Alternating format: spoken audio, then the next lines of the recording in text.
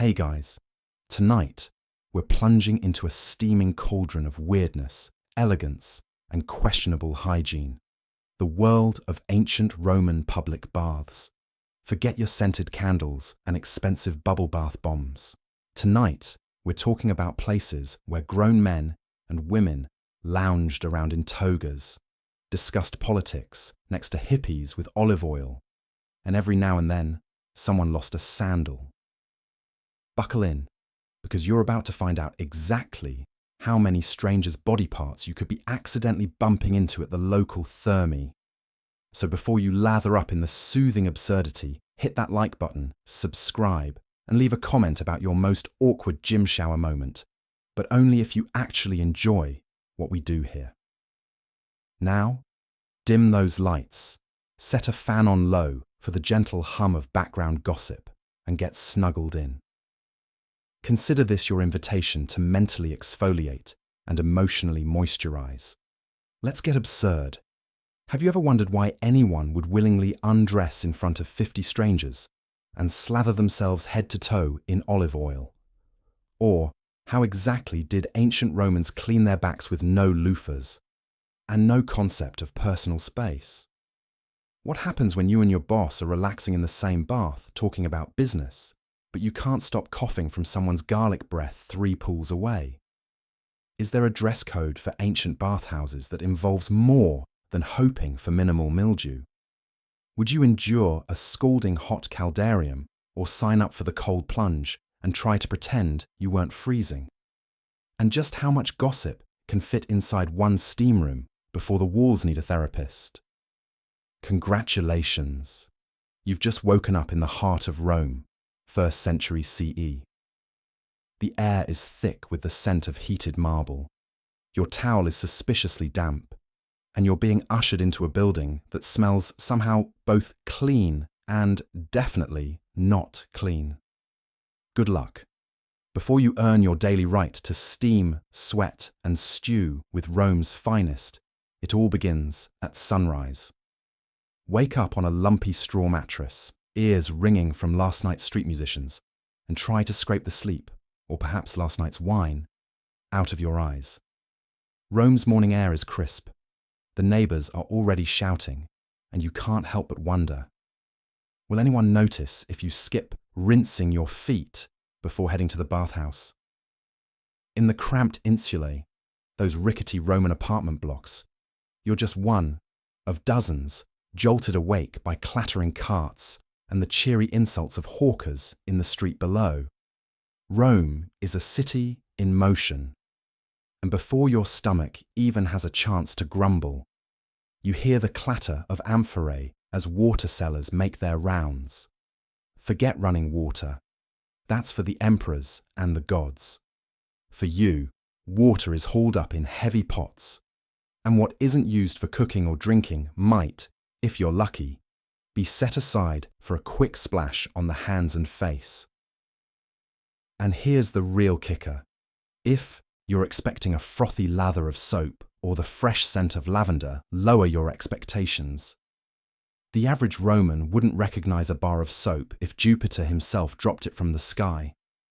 Instead, your hygiene arsenal is rustic. Perhaps a splash of cold water. And, if you're feeling fancy, a bit of olive oil. That's right. Today you'll slather oil on your skin, not because it feels luxurious, but because that's how you get clean. Well, clean is a relative word, but let's not get ahead of ourselves. As you shuffle across the creaky floorboards, you're not alone in your barely awake state. The city's bakers have already fired up their ovens, filling the morning air with the scent of fresh bread, mixing with the less appetizing aroma of donkey carts and public latrines. At street level, shopkeepers are sweeping away last night's mess. A chorus of brooms on cobblestones, punctuated by the whoosh of tunics, as men and women hurry to open their stalls. Even the city's wealthiest, drowsily waking up in marble-clad villas, begin their days in much the same way. A quick oiling of the limbs, a stretch, and a few muttered prayers to household gods that the day won't bring too many surprises. But before anyone gets too clean, there's an art to Roman grooming you can't ignore. The oil and strigil routine. Pour or rub a generous glug of olive oil on your arms and legs. Then grab a curved metal scraper called a strigil. With swift, practiced motions, you scrape away the sweat, dirt, and yesterday's grime.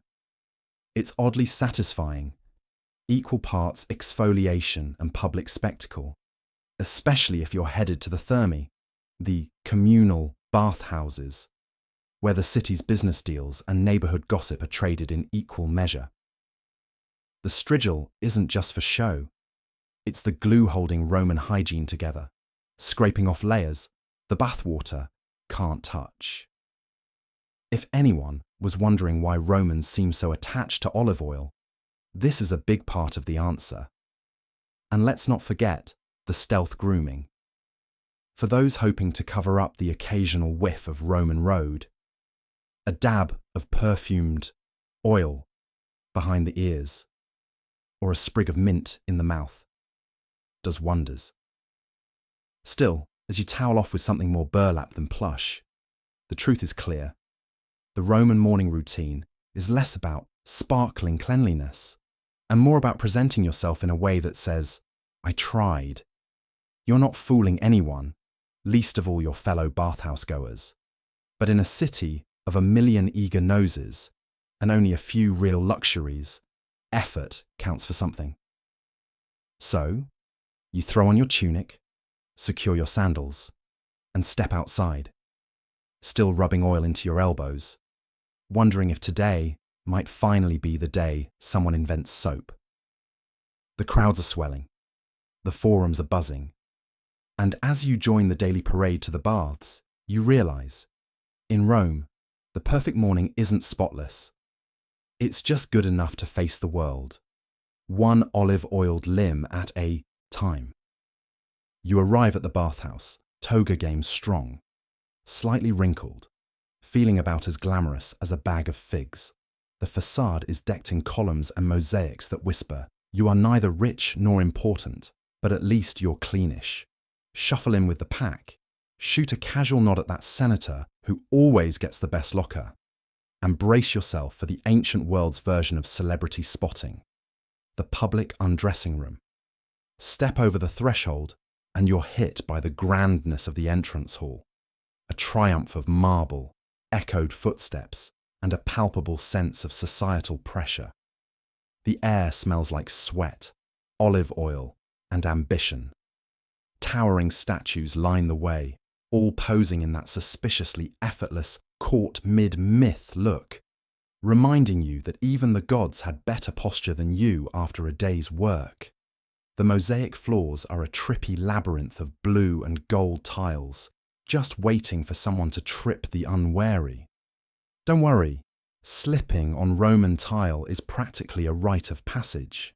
You try to blend in, wearing your best I know what I'm doing expression, though inside you're calculating whether you packed enough sesterces for the entrance fee and a little snack.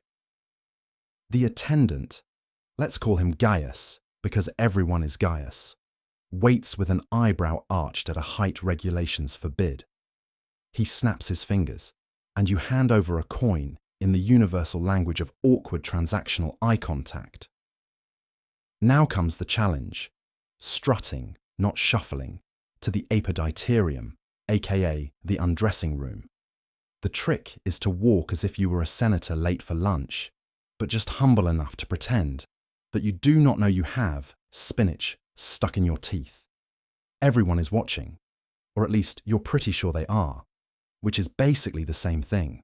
A few bathhouse regulars lounge against the smooth benches, gossiping sotto voce about who's been exiled lately and which gladiator is on the up and up. The atmosphere is thick with judgment, social manoeuvring, and the faint hope that nobody noticed you double-knotting your sandals. As you pass through the grand archway, your toga begins its quiet betrayal, sliding ever so casually off one shoulder. You try to salvage your dignity without breaking stride. Clutching your belongings, today's finest wooden comb, a small flask of imported oil, and your pride, in one trembling hand. Remember, the difference between a patrician and a plebeian is about 3 seconds of unbroken eye contact and the ability to fake comfort in a room full of strangers in various states of undress.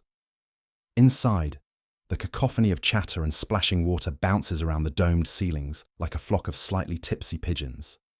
Statues of forgotten heroes look down with marble indifference as you gingerly select an empty cubby wedged between a grumpy old merchant and a teenager with delusions of grandeur and, judging from his sandals, questionable personal hygiene. The scent here is less exotic spa and more enthusiastic livestock. But you tell yourself it's all part of the rustic charm. You commence the ancient ritual of undressing in public. Each layer removed is a silent negotiation between decorum and the fierce desire to just get on with it. Don't be the one who fumbles their tunic and sends a priceless ring skittering across the floor. Everyone remembers that guy. Keep your cool. The attendant will take your bundle and, hopefully, not sell it out the back door while you're deep in the frigidarium. This, you realise, is not just a doorway to hygiene. It's the opening act of the day's social opera. People parade their latest tunic styles, undyed for the minimalist philosopher, crimson for the show-off. For some, it's a meat market. For others, a place to make strategic alliances, or at least overhear the city's juiciest gossip while feigning indifference. By the time you're ready for the next step, stepping into the tepidarium, warm mist beckoning, you've survived Rome's great equalizer. Nobody is truly impressive in the apoditerium. Here, senators, slaves, and ambitious merchants are all just slightly chilly mortals, hoping their towel doesn't slip. And as you take those first steps toward the inner sanctum, you remind yourself, confidence is 9/10 of the law. The other 10th is remembering where you put your sandals. Strut like you mean it. After all, if you can make it past the grand entrance, you can face anything the bathhouse throws your way, except, perhaps, that aggressively friendly poet in the next room. But that's tomorrow's problem. Nothing wakes you, like, undressing next to your dentist, your old school rival, and someone who definitely owes you money. Shoes off, tunic off, modesty gone. Welcome to the apoditerium, where privacy goes to die, and folding your dirty laundry is the only way to save face. Stepping into this humid, echoey chamber, you're instantly on display. The apoditerium, or changing room, was less of a sanctuary and more of a social microscope. Every ancient Roman and their mother's friend's cousin believed the state of your undergarments told as much about you as your handshake. Carefully folding your toga wasn't just about keeping it wrinkle-free. It was a desperate, silent plea to be remembered for your sartorial neatness, not that mysterious stain you always meant to scrub out. And let's not forget the company. No modern locker room can prepare you for the full immersion awkwardness of stripping down with your most eclectic social circle. Widows, politicians, street vendors, and scribes, everyone shared the same cramped benches, casting sidelong glances at each other's sandals. And remember, gossip travelled faster than a charioteer on race day. One misstep, dropping your belt, wrestling with a stubborn sandal strap, or, God's forbid, revealing an ill-tied loincloth, could become the legend that dogged your reputation for years. If you thought social anxiety was invented by Instagram, the apoditerium would like a word. But perhaps you're pragmatic, eager to stash your belongings and get on with your soak. Not so fast. Security in the ancient bathhouse was somewhere between cross your fingers and pay a child to watch your stuff. Yes, you could hire an attendant, often a slave or a hopeful young helper, to guard your sandals, tunic, and the one nice brooch you inherited from Aunt Calpurnia. But as several ancient writers lamented, theft ran rampant. Nothing keeps you honest like knowing someone might walk off with your cloak, or worse, trade it for a perfectly hideous replacement. No, you're not overthinking things. This was a real and present danger that made every towel-tied dash back from the caldarium feel like a covert operation. Beneath all the chaos and scrutiny, there lingered a particular code of conduct, a dignity that came not from disrobing gracefully, impossible, but from not blushing too obviously, or at least pretending you didn't care. Eye contact was a delicate art, too direct, and you risked a duel of smirks. Too brief, and you seemed shifty, perhaps even guilty of some unspoken transgression. He must be hiding terrible feet. Bathers devised elaborate, often ridiculous ways to keep their sense of self intact, fussing ostentatiously over the exact fold of a tunic, inventing urgent business at precisely the moment it was time to drop one's last garment, or launching into spirited conversation to distract from the fact that, oh yes, we're all standing here in what we generously call underwear. In these moments, the apoditerium emerged as the great equalizer. All that mattered was how you handled yourself when there was nowhere to hide. Tomorrow you might command armies or haggle in the marketplace. But for now, you were just another vulnerable human trying not to be the story everyone retold over dinner. Maybe you managed a dignified nod as you sidestepped your dentist's muddy sandals, smiled thinly at your old rival, and pretended not to see your debtor adjusting their belt. Dignity, after all, wasn't about perfect composure. In the bathhouse, it meant surviving the changing room with your secrets and your sandals intact. You leave your clothes in the hands of a teenager with sticky fingers and hope for the best. Romans used to hire slaves called capsarii to guard their belongings. Today, just be glad there are no AirPods to lose. But is your tunic safe from sticky-fingered Lucius? You'll find out after your soak. Security at the Roman baths was, how shall we put it, a work in progress. The concept of a secure locker was in its absolute infancy, if it existed at all. There were no padlocks, no keys, no beep-beep alarm-activated gym lockers.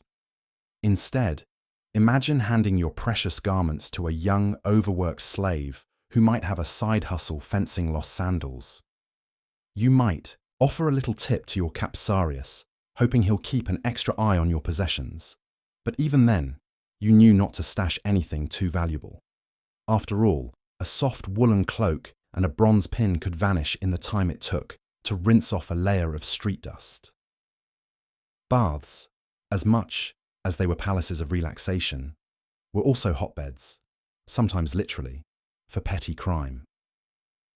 Plaques had been found in Roman ruins, cursing unknown thieves who made off with unlucky bathers' belongings. If you think locker room theft is a modern invention, think again.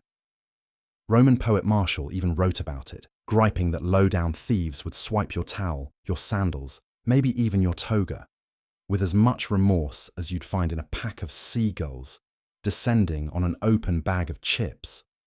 Most Roman bathers learned to play it safe.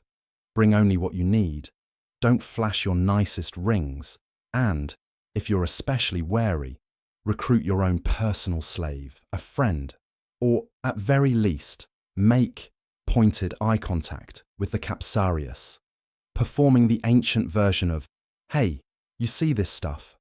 I'll be back for it." Of course, there were always the risk-takers, those who'd risk their signet ring or coin purse for the sake of a truly carefree dip. For every lucky returnee, there was another Roman forced to slosh home barefoot or invent an embarrassing toga exchange story for his spouse. But not all was left to chance. Archaeologists have uncovered lead curse tablets at ancient bathhouses, scratched with desperate pleas to various gods and goddesses. I dedicate to Neptune, the thief who stole my tunic, one might read, in case a particularly slippery Lucius got away unseen. The message: if human justice fails, perhaps divine intervention might chase your lost sandal across the forum. It wasn't just about clothing either. For many, what you wore or brought with you signaled status. Your family, your wealth, the neighborhood you called home. Losing it wasn't just inconvenient, it was a social faux pas. It might mean showing up to the evening meal in a borrowed sheet, spinning a tale about a rogue, Capsarius, and hoping nobody noticed your shoes were 2 sizes too small. The solution? Sometimes, wealthier Romans hired extra guards, sent their body slaves ahead, or simply didn't bother with the public baths at all, preferring private mosaics and heated pools away from the sticky-fingered masses. But most had no choice but to take their chances. Imagine the scene. You deposit your bundle, a fraying tunic and your best sandals, with Lucius, who shoots you a look that says, "I've seen nicer." You point at your stuff and try to look menacing, but you're wearing a towel and sandals, so your lecture lacks teeth. Off you go to splash, steam, and socialize, all the while giving a passing thought to that old, familiar feeling, the uneasy hope that your stuff will be there when you return. In an age before combination locks and valuables left at your own risk signs, the Roman bathhouse combined leisurely luxury with the world's oldest trust exercise. You came for the relaxation. You stayed for the adrenaline rush of reclaiming your socks. So next time you grumble about a crowded gym locker or a missing towel, remember, Lucius and his sticky fingers got there first. No soap, no problem. Scrape up a handful of olive oil. Yes, extra virgin was a thing. Slather it everywhere, from ankles to earlobes, and try to look sophisticated while turning yourself into a human breadstick. Don't forget the strigil, a curved metal scraper, perfect for removing every last bit of dignity and yesterday's grime.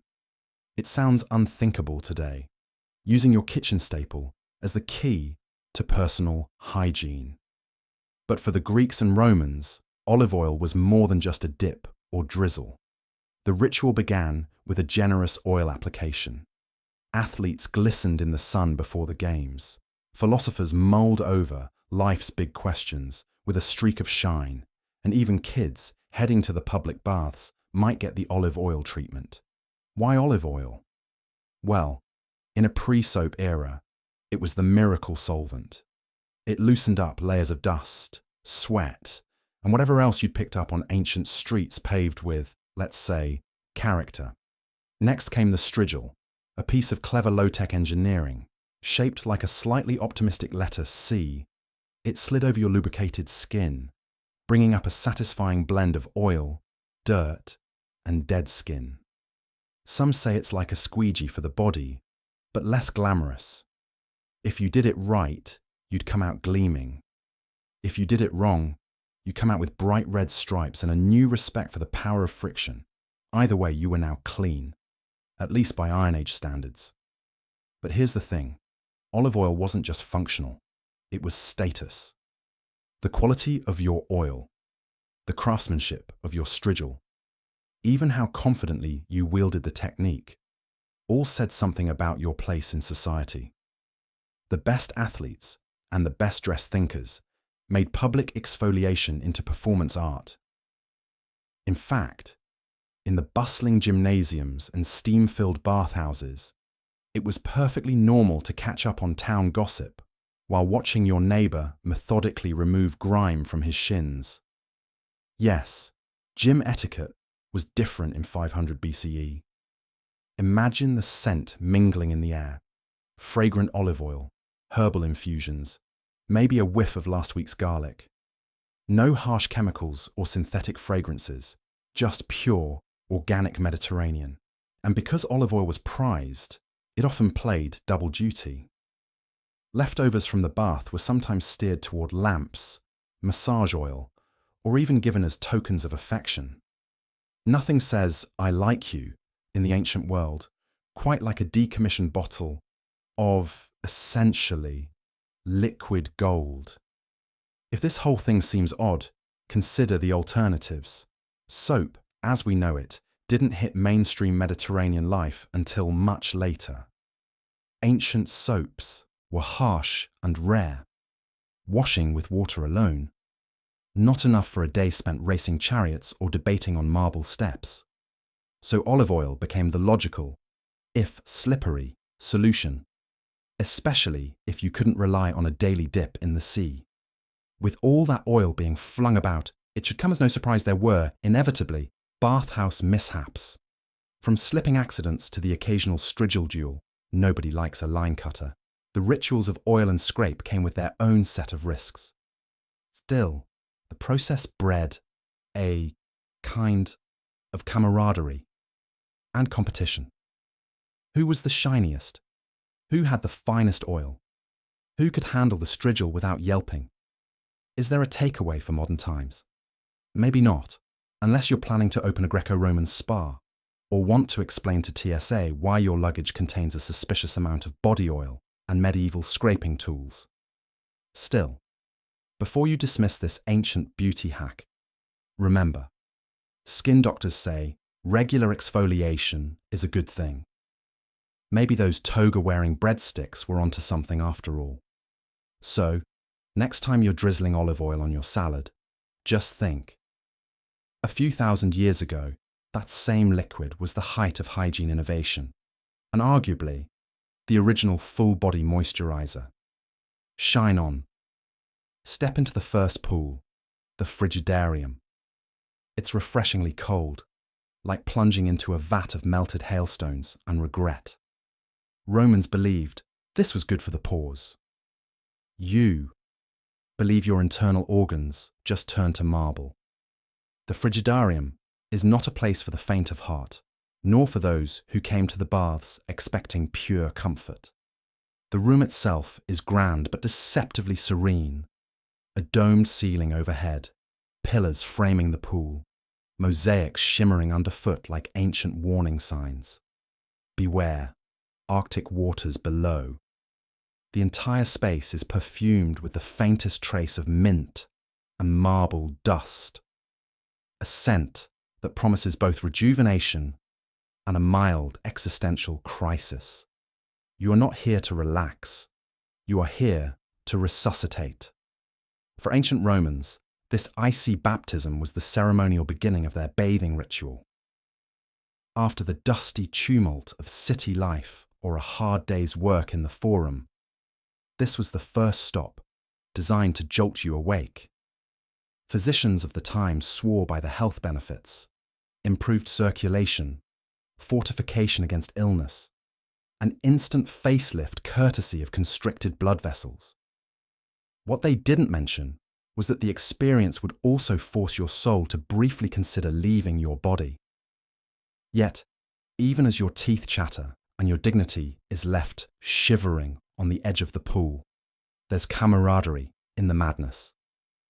Around you, other bathers perform a delicate social dance, trying to act nonchalant about the temperature, stifling gasps, and offering gladiatorial nods of solidarity. It's an egalitarian chill. Senators and stonemasons alike are reduced to the same blue-tinged state of surprise. In this moment, all pretensions melt faster than your resolve. As your body begins to acclimate, marginally, grudgingly, you notice the frigidarium is not only a test of willpower, but a test of social agility. Conversations become a sprint. No long-winded debates or philosophical musings here. Every word is crisp, every greeting brisk. And, if your Roman Latin sounds a bit higher pitched than usual, no one's judging. Here, salve is less a greeting and more a cry for help. But there is method behind the madness. The Romans believed the cold was the ultimate cleanser, flushing toxins from the body and mind. The shock to your system resets your senses, heightens awareness, tightens skin, and, allegedly, sharpens wit. If you could feel your toes, you might even find yourself feeling alive in a way that no amount of tepid comfort could provide. The poets wrote of the awakening that comes from the cold, a mental clarity akin to a philosophical epiphany delivered via ice bucket. You marvel at those who linger, swimming slow laps, as if the water isn't 1 degree above hypothermia. These are the Navy SEALs of ancient Rome, immune to minor inconveniences, like lost body heat, and perhaps lost nerve endings. For the rest, a brief plunge suffices to earn everlasting bragging rights. You emerge, glistening and numb, convinced you've just faced history's most invigorating wake-up call.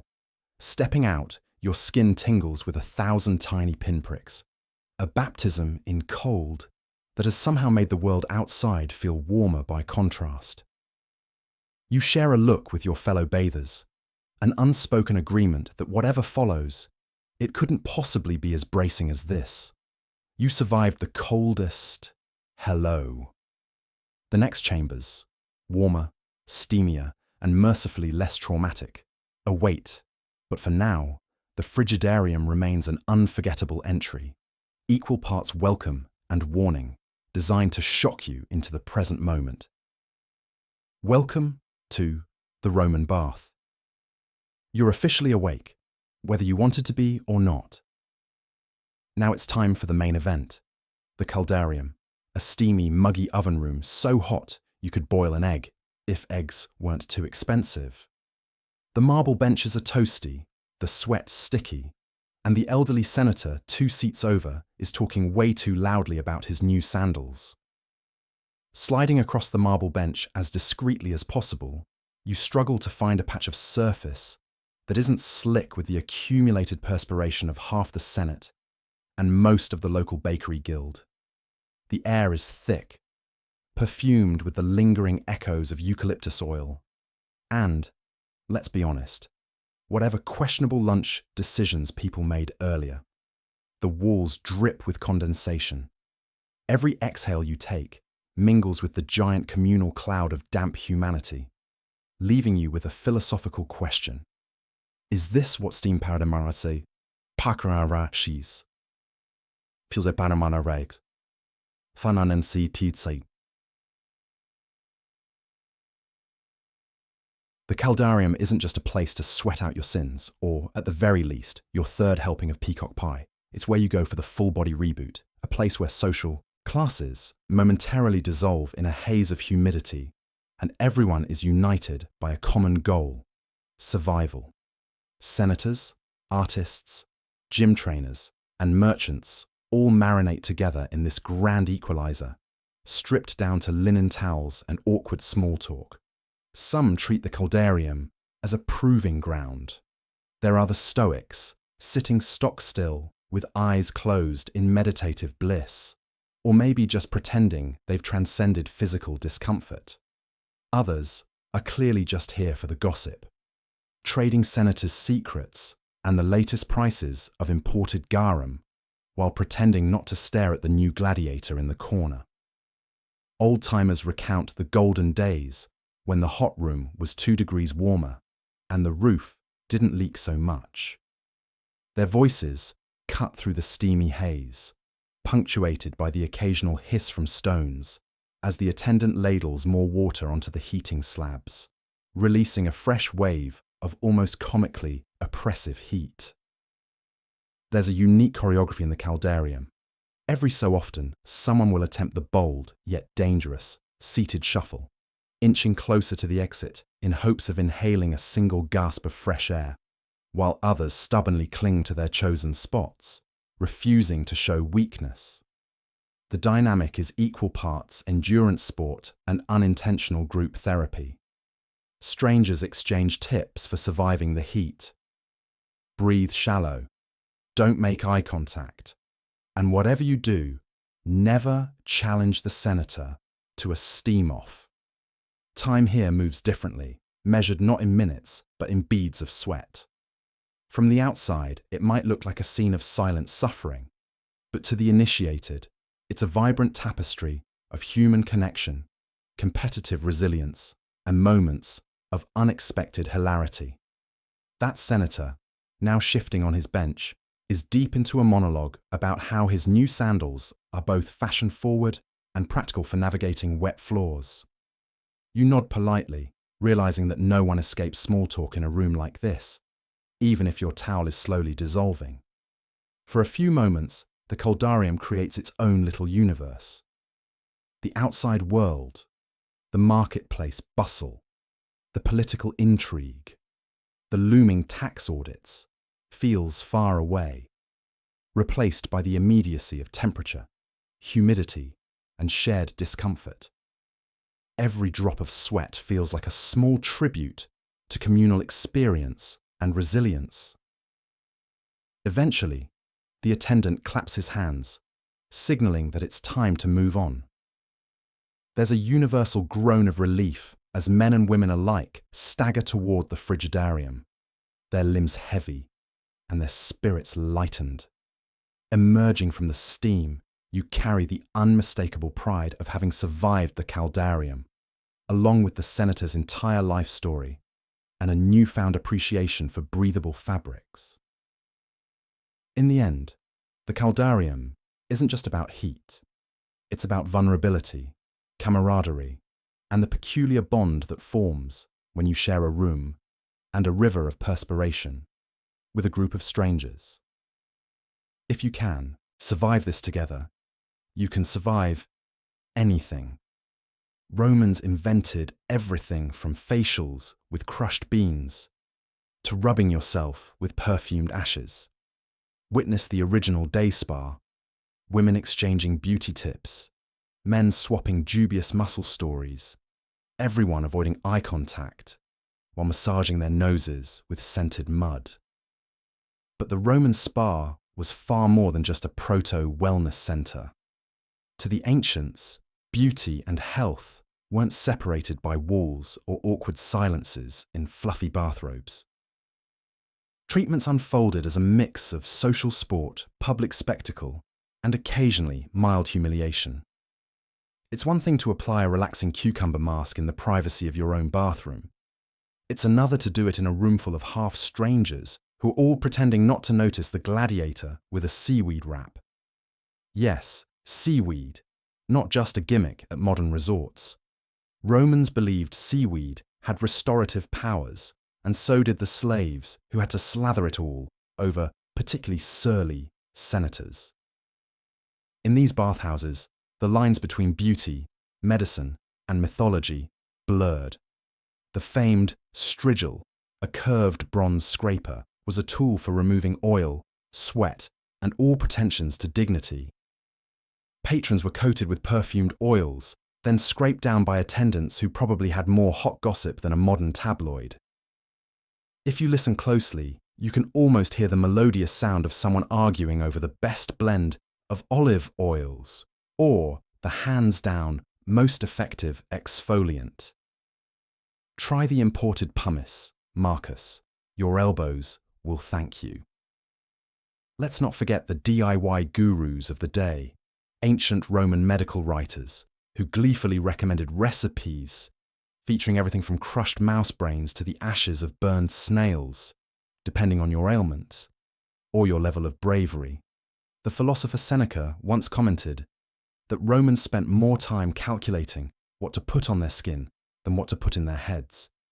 His advice was rarely heeded. And then there were the elaborate rituals of the caldarium, tepidarium, and frigidarium, hot, warm, and cold baths, respectively, each with its own suite of potions, lotions, and suspicious-smelling ointments. The menu of treatments was endless: honey for softness, alabaster powder for radiance, and the infamous fermented fish face mask, guaranteed to clear your pores, if not your social calendar. Wealthier Romans could afford imported ingredients, like saffron from Spain or Egyptian palm oil, sparking an ancient version of today's sourcing controversy. Did it matter if your goat's milk was locally sourced, Or was that just aristocratic one-upmanship? Spoiler, it's always about one-upmanship. All this skin-deep effort was as much about power and status as it was about hygiene. The more elaborate your beauty routine, the more it shouted, "I have time for this." And spa visits served as both community bulletin board and ancient Instagram feed. Your opulent toga, slightly askew, a hint of lavender mud on your cheek, and the kind of nonchalant swagger that said, "I just invented self-care." Not that all was smooth and soothing in the marble corridors. Behind the perfumed oils lingered a whiff of danger. Too much time in the hottest baths, warned the doctors, could lead to wilted limbs and a feeble mind. Meanwhile, the beauty elixirs might just give you a rash, though perhaps that was the intention when sending a political rival for a special massage. In the end, the Roman spa was equal parts indulgence and endurance. Participants juggled pain with pleasure, eternal youth with fleeting modesty, and public scrutiny with private relaxation. It's often said that every generation thinks it invented wellness trends, but the Romans wrote the first guidebook. So next time you're lying in a spa, breathing in eucalyptus, and feeling a little silly in your algae wrap, just remember, you're not alone. You're following in the well-moisturized footsteps of an empire. Let me know if you'd like tweaks or more detail on certain aspects. No phones, Wi-Fi, or sneaky texts. Instead, half the city is crammed into the baths, trading gossip, striking business deals, and acting like they're trying not to eavesdrop when someone mentions gladiators. This is where you accidentally discover your neighbor's nephew is secretly a poet. Step into the steamy, echoing halls of the Roman public bath, and you're basically at the world's most crowded and echo-prone group chat. In a city packed tighter than a Roman sardine tin, it's no surprise everyone is desperate for both hygiene and the latest news cycle. Nobles, freedmen, merchants, politicians. Everyone's towel is just one wardrobe malfunction away from a headline. And trust me, if you so much as sneeze out of rhythm, half a dozen bathers will know your business before your towel dries. Let's say you're Lucius, up-and-coming merchant, elbow to elbow with senators you're dying to impress, and suspiciously close to your least favorite blacksmith. You keep one ear tuned to the conversation about olive oil prices, while the other is trained on the whispers about so-and-so's suspiciously new villa. Forget Twitter. This is where reputations are made or unmade, all set against the soothing soundtrack of splashing water and dramatic gossip gasps. Networking here isn't optional, it's survival. The bathers are constantly scanning the steam for opportunity. Maybe you want a new contract supplying amphorae to a patrician's estate. Maybe you're searching for a powerful patron, or simply trying to avoid that guy who claims he once wrestled a lion. Spoiler, he did not. Every casual comment is a potential lead. Every knowing glance could signal the start of a new alliance or a hot new rumor. But it's not just politics and business. The baths are equal opportunity gossip zones, and the juiciest stories float right to the surface. It's here you hear that Claudia from down the street is getting her third marriage proposal, and this one, apparently, is a senator's nephew. Or that Marcellus the baker has been baking more than just bread for the Vestal virgins. If you're looking for love, scandal, or the name of a decent barber, you've come to the right marble colonnade. Of course, not everyone is here for the intrigue. Some Romans, idealists or introverts, take your pick, come to genuinely relax, soak, and catch up with friends, or at least try. But let's be honest, even if you want quiet, with all this bathing, massaging, and endless chatter, privacy is as rare as a politician who actually pays his taxes. The baths are a stage for one of Rome's favourite sports, people watching. Old soldiers swap tall tales about the one time they totally almost met Julius Caesar. Philosophers lurk in the sauna, performing impromptu debates about stoicism that spiral into arguments over bathwater temperature. And the enterprising street poets. They slip in and out of conversations, hoping to impress a wealthy patron with a few witticisms. As you settle into the tepidarium, a friend nudges you and drops the hottest news. The chariot races have been rescheduled. Spirits ripple through the crowd. Somebody bets 5 denarii on blues over greens before their feet even hit the floor. It's as if the whole city's pulse beats beneath these dripping arches. So, if you're picturing ancient Rome as a world of stern marble faces and solemn togas, remember, it's also a place of casual connections, accidental eavesdropping, and bathhouse banter. The next time you check your notifications, imagine the Romans doing their own version, just with more steam and slightly fewer towels. Let me know if you'd like this tailored further or adapted in any way. Before you bathe, you're expected to get a full workout. Javelin, wrestling, or trying to outrun an angry goat in the palestra. Gym. Today's gym intimidation, nothing compared to a 12-year-old besting you at discus. Again. Let's be clear, for the Greeks and Romans, the road to cleanliness was paved with sweat, bruises, and a healthy dose of public embarrassment. The notion of separating exercise time from relaxation time was as foreign as not having olives with every meal. If you thought your local gym's locker room banter was intimidating, try sharing a bench with a philosopher who's just run 3 consecutive laps, arm wrestled a wrestler, and is now quoting Aristotle without panting. This pre-bath workout wasn't just a social expectation, it was woven into the very fabric of what it meant to be civilized. The gymnasia, with their open courtyards and marble statues gazing judgmentally at your push-up form, were both fitness centers and epicenters of civic life. Here, the young and old mingled. Senators strolled between wrestling mats. Poets flexed, poetically of course, and everyone kept one eye peeled for that infamous angry goat making another unscheduled appearance. If you felt like skipping your routine, the threat of public humiliation was all you needed for motivation. After all, who wants to be remembered as the one who couldn't even outrun the goat, when history could immortalize you as the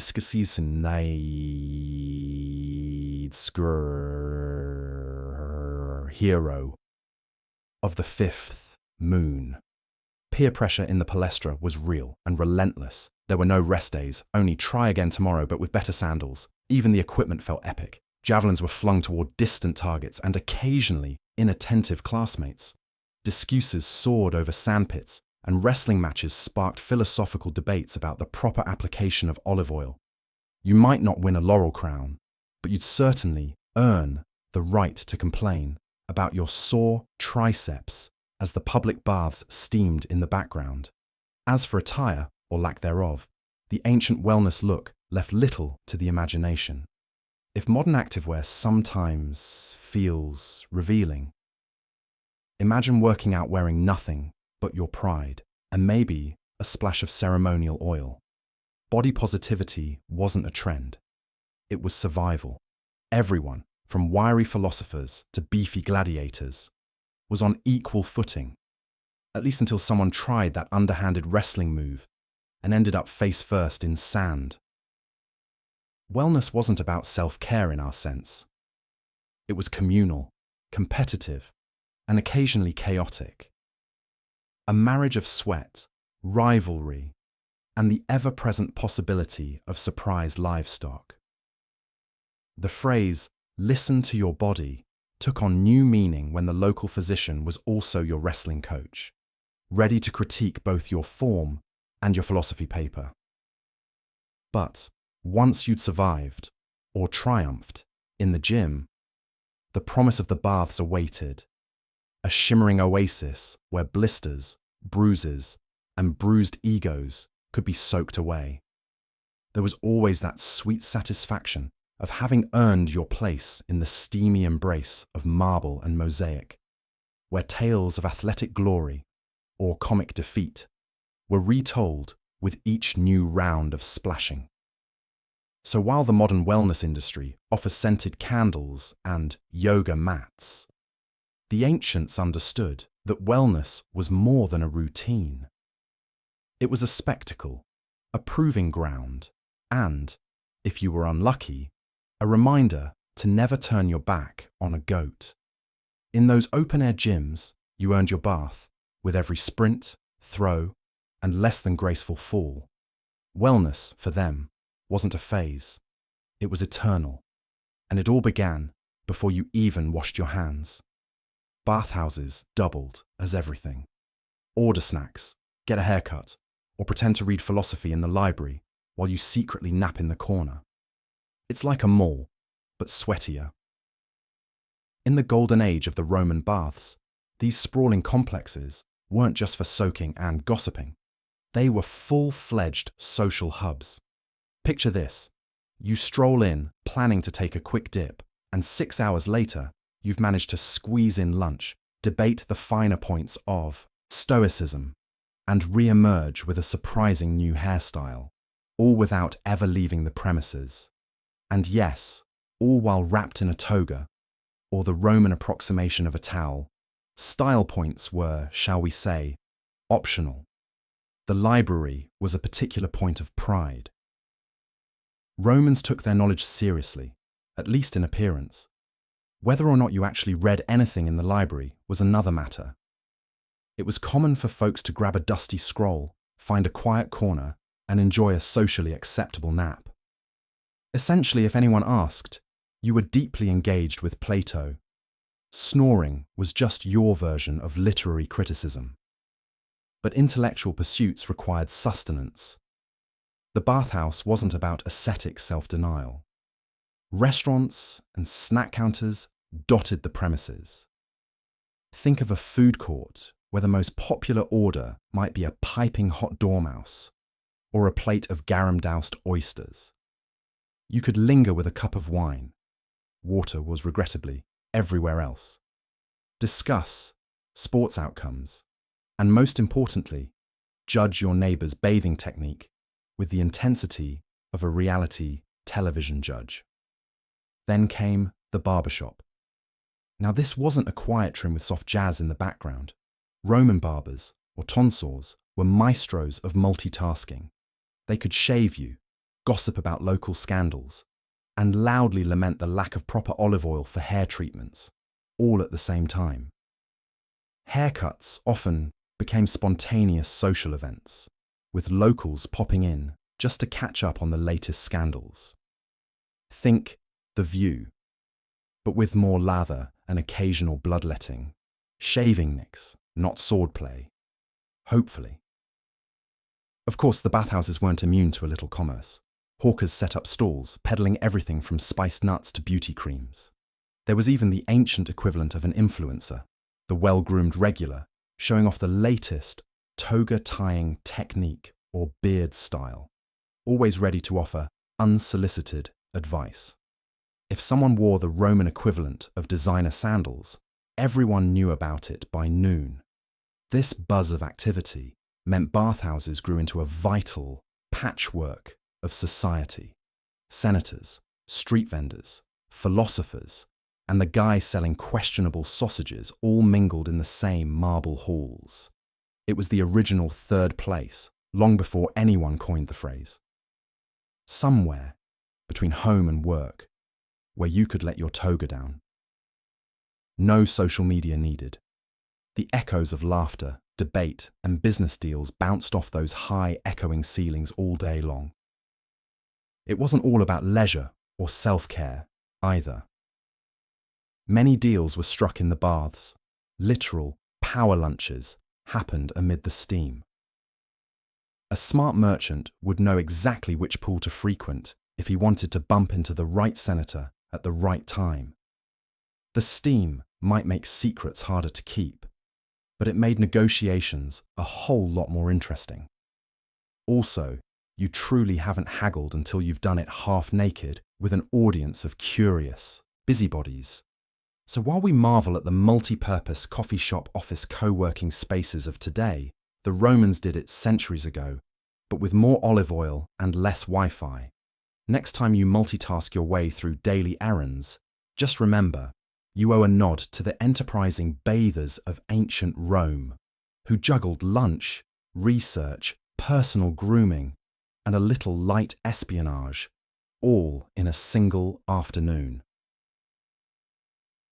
Let's not pretend everyone's here for the hygiene. Flirtations heat up faster than the steam rooms, and the bathhouse is somehow both the most romantic and least sexy place in Rome. Forget chemistry. Try not slipping on spilled oil while chatting someone up. While history likes to portray Romans as stern philosophers or toga-clad senators, the reality is that the baths were less about Socratic dialogue and more about social engineering and the occasional eyebrow waggle. Picture this: mosaics glinting under candlelight, the air swirling with gossip and scented with imported myrrh, and every fourth person desperately trying to look nonchalant while sneaking glances across the frigidarium. Bathhouses, by design, fostered both community and mischief. They were the great social equalizer, where a merchant might share a bench and a secret with a senator's son. The etiquette of flirting was as slippery as those marble floors. A sly glance, a seemingly innocent comment, or a strategically untied tunic could be all the invitation needed.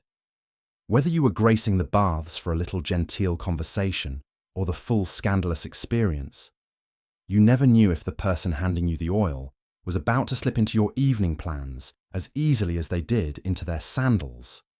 This was the ancient world's answer to modern speed dating. With just a bit more olive oil and a lot fewer clothing options, conversations sparkled with double meanings. What sounded like a casual remark about the temperature of the water might be an open invitation. And just as the baths were a place to rinse off the day's grime, they were also a place to shed inhibitions. Forget awkward pick-up lines. How about, "Can I help massage that sore shoulder?" Or, "I think you dropped your stola. Should we go find it together?" Not so different from, "Do you come here often?" except with more archways and fewer disco balls. Of course, not everyone swooning by the caldarium did so for romantic reasons. The bathhouse was also a thriving hub for business deals, political alliances, and social maneuvering. A well-timed flirt could win you favours, a powerful patron, or, if you played your cards wrong, a new rival. With everyone slipping around in the same sandals and togas, the line between playful banter and real opportunity was as thin as the reed mats between the private rooms. Stories of scandalous encounters in the baths stud the annals of Roman gossip. Juvenal, the sharp-tongued satirist, poked fun at the conniving machinations of both men and women at the baths. In his telling, everyone was half on the make and half on the lookout for a better prospect. The poet Martial made entire careers out of lampooning the eyebrow-raising rendezvous in the steam. If the walls could talk, they'd probably blush, then spill your secrets. Yet, for all their reputation, the baths weren't simply a den of debauchery. Rome expected a level of subtlety. Open lechery could get you banished from the social scene, or at least earn you some serious side-eye. A well-played flirt was an art form requiring timing and discretion, not unlike a dramatic entrance through clouds of perfumed steam. Clever banter and agile dodges, both physical and conversational, were the order of the day. All told, the Roman baths were the epicenter of public and private intrigue, a place where reputations could be made, alliances forged, and hearts occasionally broken, sometimes by a stray elbow, during a particularly vigorous scrub-down. If you left with a flushed glow, it might not have been the heat. So, Next time someone claims the ancients were all stoicism and stony virtue, point them to the bathhouse, where flirting in togas proved that sometimes history was anything but dry. You may leave the bath cleaner, or just rearranged. Skim off layers of city dust with your trusty strigil and ignore the fact that last week's rumour has it someone dropped a chicken into the caldarium. Such is the paradox of ancient hygiene. Elaborate, public, highly ritualized, and yet suspiciously approximate. In imperial Rome, cleanliness was more a performance than a pursuit, a kind of civically mandated optimism. The public baths, with their marble columns and thunderous echoes, were the pulse points of the city. You could wash away the sweat of the forum or the grime from the subura. At least, that's the sales pitch. In practice, all classes commingled, sweat mingled with oil, and the water, well, the water in the natatio saw more turnover from splash gossip than from actual drains. Hygiene, in this context, wasn't just a daily necessity. It was a ritual, a spectacle, perhaps even a civic duty. The Romans believed in the virtue of balance, mens sana in corpore sano, a sound mind in a sound body, but made allowances for what might charitably be called interpretive soundness. The strigil, a curved scraper of bronze or iron, was indispensable. After applying olive oil, not so much to clean as to shift the dirt into new and entertaining places, you'd scrape it all off. Ideally, minus your top layer of skin, or dignity. Imagine a communal scrub down, punctuated by loud debate about chariot races, political intrigue, and whether the senator's new toupee had survived the humid air of the caldarium. This brings us to the peculiar phenomenon, hygiene as social theatre. The bathhouses, far from offering a private sanctuary for reflection, instead enacted community in soap-slicked, slightly dubious harmony. Senators and slaves reclined in the tepidarium's steam, discussing everything from philosophy to the best fish sauce vendor, all the while with one eye on their sandals and another on the ever-present threat of someone's pet weasel escaping into the hot plunge. Yet, the half-hearted pursuit of purity had a genuine, if accidental, effect. Plagues notwithstanding, a culture of semi-regular bathing did arguably contribute to public health by diluting, if not entirely eradicating, residual grime. This was offset by the infamous Roman sewer system's preference for gravity over thorough cleaning and the festive reinterpretation of personal space. Have you ever truly contemplated hygiene until you've shared a wooden bench with 20 strangers and a lurking suspicion that someone's lost lunch is still drifting in the frigidarium? And then there's the matter of soap, or the conspicuous lack thereof. Romans favoured oil and abrasion, their logic bordering on optimistic exfoliation. Soap, when it finally appeared, was met with suspicion and, if ancient writers are to be believed, considered the province of barbaric foreigners. Never mind the cleanliness it supposedly imparted. Real Romans trusted only in oil, elbow grease, and perhaps a healthy disregard for microscopic enemies. As you reclined, stewing in the bath's warmth and rumours of chickens swimming where no chicken should, you participated in a dance as old as the city. Hygiene was not just a matter of dirt and clean, but of society, ritual, and shared illusion. A strong word indeed, thick with the scent of olive oil and the laughter of 100 voices echoing off marble, reminding you that in Rome, everyone's a little cleaner and a little dirtier together. Let me know if you'd like any details added, historical references included, or the tone adjusted. Roman bath fashion is simple, as little as possible, as wrinkled as you can manage. The real accessory contest, who can carry their towel like a senator's sash, and who remembered to pack one at all. Anyone who's ever tried to wrap themselves in a towel in a gym locker room will feel right at home in the baths of ancient Rome, but forget the fluffy cotton spa robes, Roman bathers' favoured togas, the ultimate garment for someone who wants to look important, and yet perpetually on the verge of a wardrobe malfunction. Togas were big, they were drapey, and the only real rule was that more fabric meant more status, and probably more tripping hazards. If you managed to keep yours off the grimy bathhouse floor, you either had the agility of a panther or the assistance of a very loyal slave. And what about sandals? Sandals were more than just ancient flip-flops. They were the original status sneakers, sending visual cues about your place in Roman society. The fancier the straps, the higher your social climbing. If you rocked a pair with extra thin leather laces, congratulations. You were either a senator, a successful trader, or just really good at stealing your neighbour's shoes while they rinsed off. Sandals did double duty too. They kept you from picking up whatever mystery goo lingered on the bathhouse tiles while openly advertising your lack of calluses.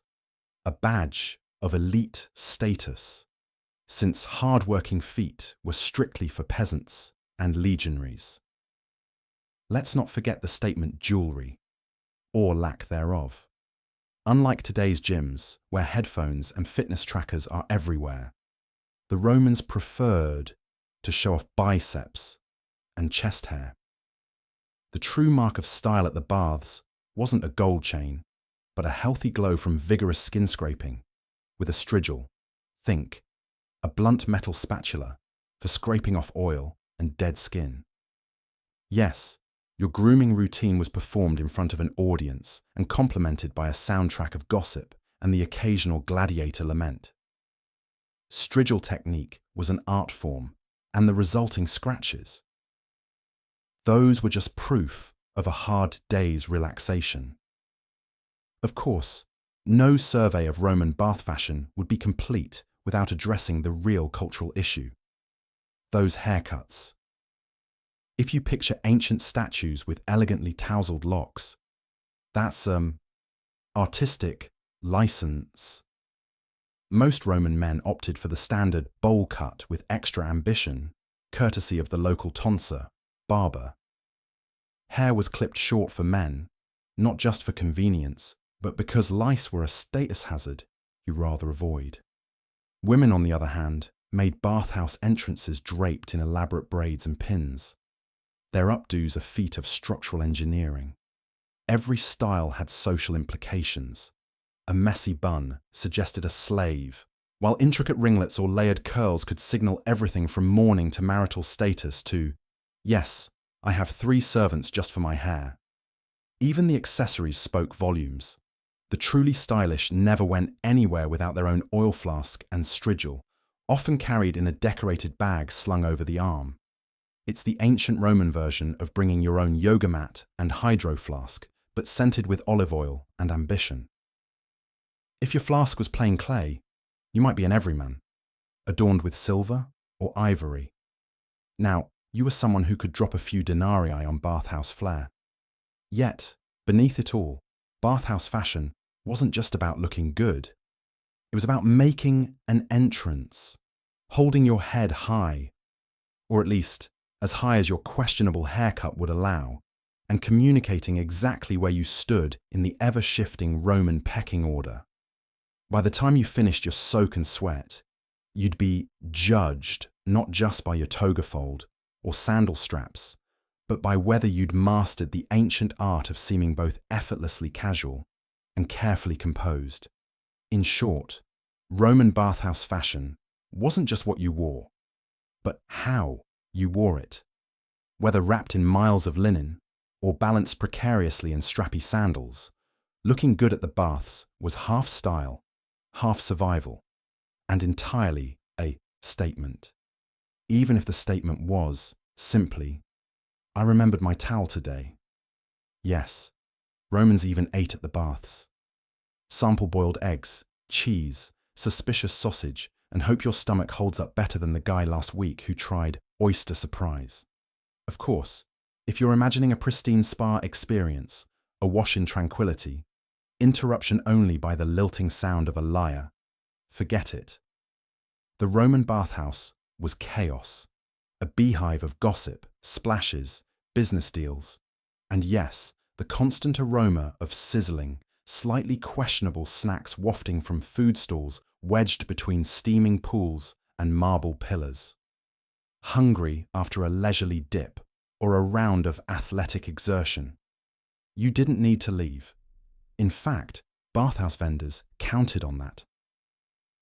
They set up shop right by the caldarium or in a shady atrium, hawking sustenance to keep the revelers going. Menus at these stalls were what historians might charitably call varied. Quail eggs, sometimes boiled, often cold, sometimes grey. A pile of cheese slices, the respectable kind if you were lucky, mystery mould if you weren't. Dried figs and honey cakes if the proprietor got up early. The sausage? Ah, the beloved Roman lucanica, stuffed with every edible scrap the butcher could find, heavily spiced to disguise, well, uncertain freshness. And in a move proof that human optimism is eternal, seafood. Nothing quite says carpe diem, like nibbling briny oysters or mussels, brought in from the coast and sitting hours in the Roman sun. When the vendor offered you oyster surprise, they really meant it. Eating here was a social event. Patrons lounged together, towels barely clinging, elbows deep in a shared dish. News and rumors traded with every mouthful. A senator might knock elbows with a freedman, both laughing or choking over the same cheese. Did etiquette frown on eating with your fingers? Sure, somewhere, just not inside the bathhouse. Loud munching, sticky fingers, the occasional yelp when a mysterious sauce met a fresh hangnail. All part of the ambience. Not that everyone appreciated this culinary chaos. Roman satirists, never ones to let a public embarrassment pass them by, wrote mock epics about bathhouse indigestion. Marshall joked about menu roulette. Brave is the man who tries the sausages twice. One unlucky poet immortalized himself for posterity by recounting the day he tried the pickled dormice and spent the afternoon in the lavatorium regretting his adventurous spirit. As they say, sometimes the entertainment is watching which senator bolts for relief first. But it wasn't all horror stories. Sometimes you found a gem, a vendor with an inside connection to a good cheese merchant, or a baker who'd snagged morning fresh honey cakes. Bath cheese became slang for something you'd eat more for the thrill than the flavour. But every Roman had their favourite. For some, it was those peppery chickpea fritters, hot and golden, consumed dripping in oil, while the bath's echoes rang off the marble. For others, the dulcia, tiny sweets swimming in honey, were the main event, even if you risked sticky fingers and an embarrassing tumble on the tiled floor. Why did Romans eat here, despite the risk? Maybe it was the atmosphere, the banter, the spectacle, the ever-present possibility of surprise, culinary or otherwise. The bathhouse food court was the beating heart of the social scene, a place where anything could happen, including a decent meal. And if not, well, at least you were steps away from a handy latrine, and the anecdotes were always digestible, even if the oysters weren't. As for the guy from last week, word has it he hasn't touched shellfish since, but he's still a regular at the sausage stall. Bravery, like indigestion, is a timeless Roman trait. Not content with just sweating, Romans often launched into loud debates about stoicism, Epicureanism, and life's big questions. Try pondering the universe's secrets while someone next to you pops a pimple. It's tempting to imagine the Roman baths as places of relaxation, but for the philosophically inclined, they were arenas for intellectual flexing. Men in ill-fitting togas, or, more likely, barely there towels, would gesture grandly as they recited the wisdom of Seneca. The air would ring not just with the splashing of water, but with rhetorical questions. Can a man truly be free? Is pleasure the absence of pain, or merely its temporary disguise? All very impressive, until someone's sandal squeaks and shatters the mood. The Romans had a particular knack for making abstract thought sound both urgent and vaguely insulting. What better place to interrogate the fabric of reality than perched on a slippery marble bench, with steam clouding both your vision and, perhaps, your judgment? Nature herself, one might declaim clutching a fig, commands us to live according to reason. Meanwhile, a nearby merchant interrupts with, "Reason tells me you're sitting in my spot, Marcus." The public nature of these debates meant that philosophy wasn't just for scholars or bored aristocrats. It was a spectator sport with all the heckling that implies. Imagine a Socratic dialogue developing as bathers compete for volume, each determined to out-pretentious the last. The betting class could even place wagers.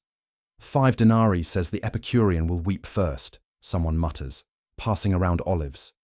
And naturally, no philosophical corner would be complete without the snarky teenager who's just discovered skepticism. He's not convinced by Stoic virtue or Epicurean moderation. Instead, he rolls his eyes and asks the real burning questions. But how do you know the figs exist, Gaius? What if this is all just a dream induced by bad garum? His elders sigh, remembering when they too tried, and failed, to be the Socrates of the steam room. Yet amid the mock seriousness, there were sincere discussions. After Main Suprei, Buona Si, daily life in ancient Rome wasn't exactly stress-free, with political intrigue, unpredictable emperors, and the ever-present threat of barbarian invasions. Who wouldn't seek some meaning in the chaos? The baths became a pressure valve, a place to offload existential dread onto unsuspecting strangers. Everyone was fair game, friend, rival, even the poor slave stoking the hippocaust. Of course, the self-important atmosphere also drew a healthy dose of mockery. Contemporary Roman satirists loved to lampoon the bathhouse philosophers. They described the kind of man who'd quote Plato with one hand while scooping up free snacks with the other, or who'd claim to have discovered the path to contentment right after demanding someone fetch him more scented oil. The more pomposity, the bigger the comedic target. What emerges is a scene as timeless as it is ridiculous. Substitute the marble baths for a modern cafe, the toga for a turtleneck, and suddenly it's a philosophy student explaining Nietzsche to his unwilling classmates. Pretentiousness transcends eras, united by a deep belief that everyone else in the room is just waiting to be enlightened. The details change, but the underlying impulse does not. So, the next time you hear a heated discussion in a hot, overcrowded room, be it about freedom, fate, or whether pineapple belongs on pizza, know that you are merely taking part in a tradition as old as civilization itself. The fashions fade, but the urge to sound smarter than your neighbor, eternal. Someone has to keep the water hot, oil flowing, and benches clean-ish. Watch the hard-working bathhouse staff sweep, mop, and occasionally fish mystery objects out of the plunge pools with admirable calm. Behind the heat and steam, behind the illusion of effortless ritual, work the anonymous sentinels of hygiene. Arriving before dawn, the staff clock in with a resigned familiarity. Boots squeaking on wet tiles, sleeves rolled up, armed with brass buckets, oversized brushes, and nerves of steel. While bathers debate the proper sequence of steam and scrub, the staff perform an endless ballet of maintenance. Each carries the stoic focus of someone who has seen everything, yet flinches at nothing. Observe one veteran as she slopes a mop across a puddle of spilled eucalyptus oil, Her motions are rhythmic. Part dance, part martial art, choosing her moments between shuffling patrons and scattered sandals. Moments later, she vanishes into a corridor, only to emerge seconds later with an armful of neatly laundered towels, the steam swirling around her like a magician's cape. Another staffer tends to the furnace, feeding logs into the ancient belly of the water heater. His face shines with sweat born of honest labour. Perhaps the only heat in the bathhouse more intense than the saunas themselves. He listens to the pipes, tapping them with the back of a wrench in a kind of industrial echolocation. This is how the sacred temperature is, maintained. Always just shy of boiling, eternally on the verge of miraculous. Should you linger by the pools, you might see staff frowning into the depths, nets in hand like pond keepers or treasure hunters. There's a practiced resignation in the way they rescue, without comment, a forgotten comb, a lost earring, or, on one fateful shift, a rogue avocado half. Every object retrieved is silently tallied, part of a ledger known only to the staff and a handful of amused regulars. The bathhouse, they know, is a place of fleeting possessions and unpredictable currents. Cleaning here is a work of both devotion and improvisation. The rules are clear. No dirt escapes, no fungus wins. Yet the means of enforcement are as varied as the stains themselves. A touch of vinegar here, salt there, and always, always, the boiling rinse at dusk. Their tools are humble, but their inventiveness is legend. Old toothbrushes for tile grouting, spatulas for the stubborn gunk behind benches, and a mysterious powder from the owner's grandmother for troubles best left unnamed. But it's not only grime they manage. Watch as a staffer gently redirects an over-enthusiastic visitor from the private rooms back to shared spaces, never breaking her stride or serenity. Another handles an equipment mishap, a soap dispenser rebellion, with the practiced calm of someone who has seen drama and emerged victorious. Their work is invisible by design. At closing time, the bathhouse gives little evidence of the day's battles. The floors gleam, the air is cleared of stories and spores, and tomorrow's towels sit in neat, folded towers. As the staff hang up their aprons, there is no applause, only the faint click of the clock and the knowledge of a job done for another day. The regulars might never know their names, yet every guest owes their comfort and hygiene to these heroes of filth and order. In a world that demands relaxation, someone must handle the reality behind the fantasy. And so, to the bathhouse staff, your silent toil keeps chaos at bay, your vigilance keeps the waters pure, and your humour, the best disinfectant of all, reminds us that even paradise needs someone to fish the avocado out of the deep end. Romans invented body shaming before Instagram was a twinkle in the universe. Muscle envy, belly rivalry, and the occasional nice calves Marcus slip through the steam. Gymnasiums in ancient Rome weren't just athletic playgrounds, they were fertile grounds for both admiration and hypercritical scrutiny. Picture marble columns gleaming beside the hum of competitive grunts. Bathhouses and palæstrae echoed not just with the sounds of squatting and grappling, but side comments about who was looking a little too well fed, or whose pecs were lagging behind last season's gladiator vogue. Body image, it turns out, is not a symptom of modernity, but an unbroken chain that drags muddy footprints right through history. In these ancient gyms, your body wasn't just yours. It was a billboard that broadcast your discipline, status, or lack thereof. Young men examined their frames under the watchful gazes of peers and older mentors, whose advice could veer sharply into the unsolicited. Too much wine, Gaius. That's what happens to your love handles. Laughter ricocheted, sometimes friendly, sometimes pointed. The body was a public project, anyone's business, everyone's critique. The legendary six-pack wasn't limited to today's fitness influencers. Roman poets, and orators painted word portraits of rippling bodies, as desirable as they were unattainable. The Emperor Augustus, it was said, had slender legs, a detail that somehow made its way from the imperial cloakroom to dinner tables by way of biting satire and ribald poetry.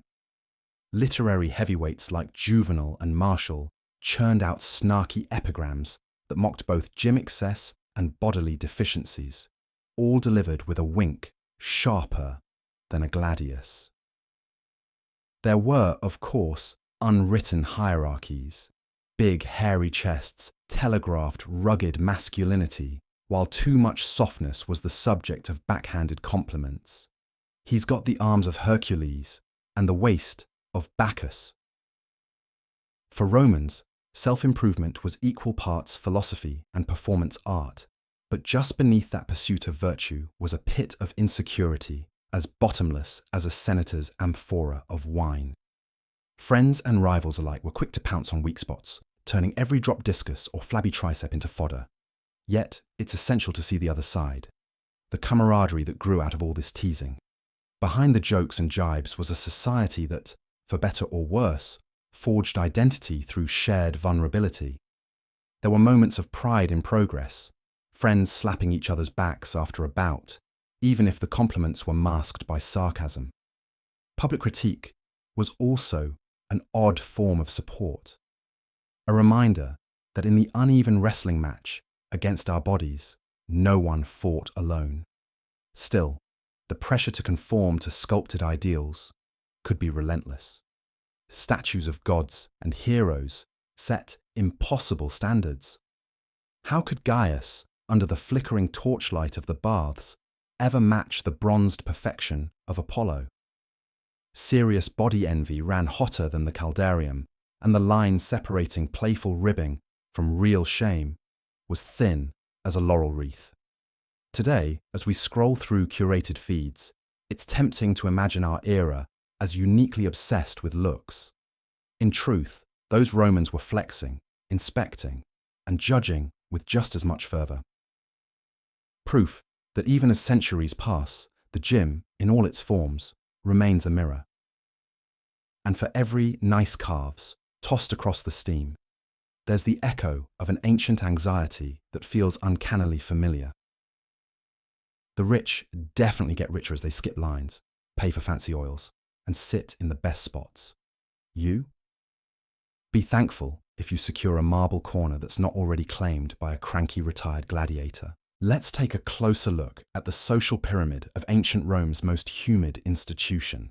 At the top, you'll find the senatorial elite, literally lording it over the masses. Bathhouses are for everyone, rich, poor, citizen, or freedman. But if you think the steaming caldarium is a level playing field, think again. Money talks here even louder than the slaves clattering amphorae through the steam. Wealth means never waiting your turn, whether for a massage, a bucket of water, or just a spot on the prized, heated benches. The rest of the clientele? They blend into the background, shuffling along and hoping for a bit of leftover warmth, or a cup of cheaper oil sloshed into their hand. But it's not just about seating or scented olive oil. Wealthier bathers are often trailed by entourages, slaves to carry towels, attendants to bring refreshments, and even poets or flatterers murmuring compliments as they soak. There's a pecking order, codified by coins and patronage, that everyone instantly understands. Nobody needs to announce who's important. Their silk-trimmed togas and perfumed haze declare it for them. The local fishmonger and the junior clerks share nods of commiseration as they draw lots for the worst cubbyholes, all while eyeing the raised dais where some general's cousin holds court, surrounded by laughter and murmured gossip. Smell that? No, not the pungent herbal rinses. That's the scent of power. The well-off not only get first pick of the facilities, they also set the social tone. Want to be noticed? Bribe a slave to accidentally spill extra oil over your shoulders. Want to disappear? plant yourself next to the heater and keep your mouth shut.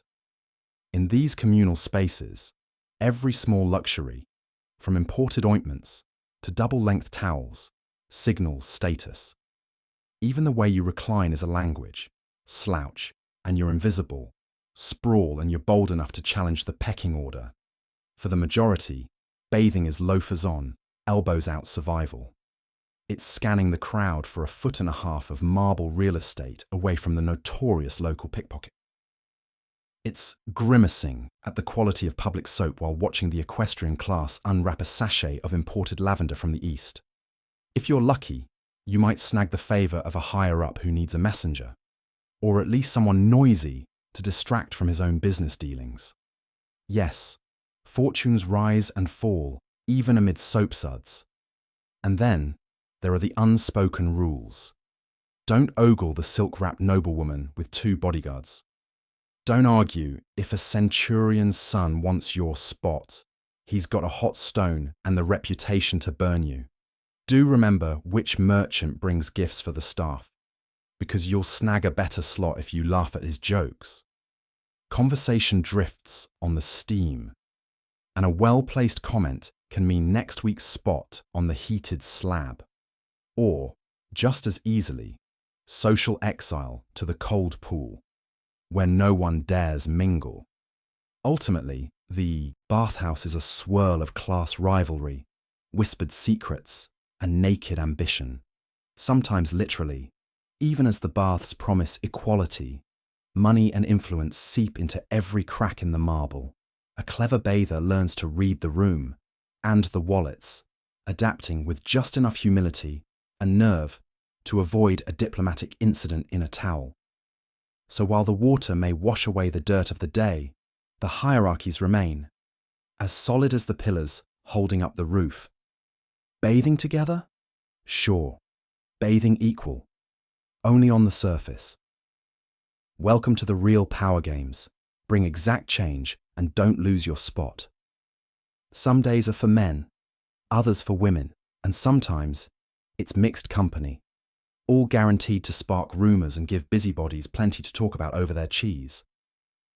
It's a curious thing, really, how much meaning society can cram into a simple gathering.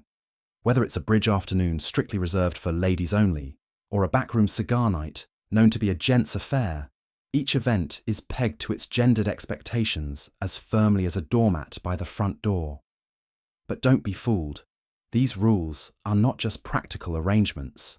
They're rituals, carefully orchestrated with invisible boundaries only the bold, the misinformed, or the uninvited would dare to cross. And, inevitably, someone always does. For the ladies, days set aside promise a sanctuary where conversation flows as freely as the tea. It's a choreography of social manoeuvring, compliments about dresses that glide on the edge of sincerity, whispered tales of neighbours who aren't present, and an unspoken contest over whose dessert tray disappears fastest. There's a comfort in the familiarity, in knowing that every story is half an exercise in empathy and half a workaround for the culprit who still hasn't learned the subtle art of RSVP. If a gent ever appears at the threshold, whether by accident or bravado, he's greeted like a circus bear that's wandered into the parlour. The room pauses, tenses, and only relaxes once he's retreated with some mumbled excuse about looking for the kitchen. On men's days, the rituals look different, but ring with the same sort of coded exclusivity. Here, discussions veer toward business, local politics, and the contradictions of lawn care. Humour is ribald, silence is meaningful, and the refreshments, often both liquid and questionable in origin, circulate as tokens of shared understanding. No one says it aloud, but every man knows. The presence of a woman, should it ever occur, would turn the atmosphere as stiff as a starch collared shirt. On occasion, a sister or wife delivers something forgotten, a pie, a message, careful, never to linger past the threshold for fear of corrupting the air with too much reason or sanity. Mixed company, however, is where the fun and the trouble truly begins. All bets are off. The comfortable codes of single-gender gatherings dissolve. Everyone becomes an actor waiting for a cue. Men attempt gallantry, some badly. Women lean into laughter, sometimes too shrill. The regular pace of gossip is thrown off, since you never know who might actually be listening and how much they'll repeat. Jokes must be screened for taste, and opinions soften so as not to tip the social scales too far in any one direction. It's no wonder that, as soon as the goodbyes are said and the hats are gathered, both the men and women huddle into their respective after-parties to debrief, in pointed detail, everything that just occurred. Still, exceptions abound. The village always has its wild cards: the widow who insists on joining dominoes on Tuesdays, the bachelor uncle who brings his dog to every knitting circle, the grandchild who doesn't know that children aren't allowed. These breaches in protocol, though tutted over at length, lend a vitality that rules alone cannot. After all, what would a code of conduct be without the stories of its most famous violators? In the end, gender rules are less about exclusion than performance. They're theatre, turned out in aprons or suits, played with the conviction that everyone knows their part, even when they don't. Watch closely, and you'll see. Beneath the bows and rituals, the village is held together by the way its people navigate the rules, bend them, and sometimes, delightfully, break them, providing fodder for those long cheese-fueled conversations no one wants to admit they love. It's over, but you're worried. Will your tunic still be there? Is it cleaner, or somehow now dirtier? You fetch your shoes, maybe, and try to wriggle back into your toga with as much grace as a sunburnt turtle. The end of the Roman bathing ritual is, in many ways, the true test of character, or at least of flexibility. You are not alone in the tepidarium's exit corridor. A slow-moving parade of equally dazed bathers shuffles past you, all blinking in the new, uncomfortably public light. Everyone's eyes are carefully focused, or are they, on their own assortment of belongings, arranged on benches just as chaotically as when you undressed, or possibly now rearranged by the gods, or by nimble-fingered youths hoping for a finer sash. You check your pile. The tunic. Yes, it is yours. The familiar stain remains. Is that oil? Blood? Both? Your incremental marker of personal identity preserved. Your sandals, lovingly battered, seem to have survived the ordeal, although the right one now feels curiously damp. Such is life. You whisper a short prayer to Mercury for the safe return of your sash, which, against all odds, has appeared on your heap. Someone somewhere is leaving bare-waisted. Then, the great act of redressing commences. This is not so much a putting on of clothes, as it is a battle against odds, and the future punchline of comedians. The floor, still slick with the runoff of harvested sweat, offers no stable purchase. You try to hoist your tunic over your head without exposing more to the room than intended, a feat complicated by damp linen's uncanny ability to stick to every conceivable surface, but never the one you want. Around you, others perform similar gymnastics. Some embrace the process, airing themselves out like gladiatorial banners. Others attempt to keep dignity and mystery intact, clutching towels in a complicated choreography. There is much hopping, a few muffled curses, and the tragic spectacle of a dignitary trying, unsuccessfully, to tie a knot with hands slick from oil and panic. Should someone, perhaps an acquaintance or rival, catch your eye, both of you will engage in the subtle ritual of the post-bath nod, a polite acknowledgement that yes, you are both here, you are both alive, and tomorrow you will pretend none of this ever happened. Awkward laughter sometimes bubbles up, a reminder that while every Roman is equal in the baths, you lose some measure of autonomy in the chaos of the exit. Occasionally, there is a reckoning. A missing item, discovered far too late, prompts a small investigation or at least raised eyebrows. Did the slave lose it? Did the gods steal it? Or is it simply the price of communal cleansing, an unspoken tax payable by the absent-minded? If you're lucky, a diligent attendant will hastily track down your missing object, earning a grateful coin and your silent vow to tip better next time. Now clothed, or more accurately, shrouded again in your Roman armor, you perform a last, slightly self-conscious inspection. Are you presentable? Has the experience left more on you than you washed away? No matter. You march through the final archway and into the wider world, feeling paradoxically heavier and lighter at once. The exit process, in its own peculiar way, is as telling as any ceremony. It reveals who we are, stripped of illusion and clothing, struggling to recover both. With a sigh, you step into the street, toga mostly right side out, sandals mismatched, hair appropriately tousled. You are a true veteran of Rome's most democratic ordeal, ready to face Senate, street, or supper, so long as you don't have to redress again anytime soon. The sun sets over Rome, you're dazzlingly moisturized, and every stray dog suddenly likes you more. Wander home past the Forum, hoping no pigeon mistakes your oily glow for a new kind of bread.